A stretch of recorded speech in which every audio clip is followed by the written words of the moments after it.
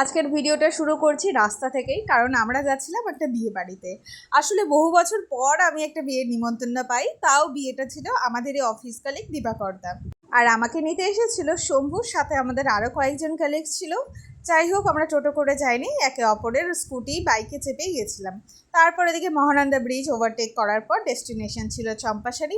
পৌঁছে যাই আমরা সেই ভবনে এবং গিয়ে দেখি ওদের বিয়ে তো স্টার্ট হয়ে গেছে। তাছাড়া ওদের লগ্নটাও অনেক তাড়াতাড়ি ছিল, 7টার দিকে লগ্ন ছিল। আমরা অ্যাজ আ বরযাত্রী হিসেবে গিয়েছি, আমরা সঠিক সময় পৌঁছতে পারিনি, তাই আমরা 8টা 9টা মানে 8টা 9টা তো এমনি ছিল, আমরা 9:30 10টার দিকে পৌঁছে বিয়ে বাড়ি। এখানে যাওয়ার পর আরও কয়েকজনের সাথে দেখা হয়। তারপর আমরা 1 কাপ কফি নিয়ে ভিডিও করতে করতে চলে যাই ওদের সাথে কয়েকটা ছবি তুলতে, এবং ওদেরও ছবি তুলেছি, সেগুলোই তোমাদের সাথে শেয়ার করলাম। দেন তারপর চলে যাই মেন কোর্সে ফ্রাইড রাইস ছিল আরও স্যালাড, মাছ, সাদা ভাত, ডাল এবং আলু পটলের সবজি, আর অবভিয়াসলি মাটন তো ছিলই।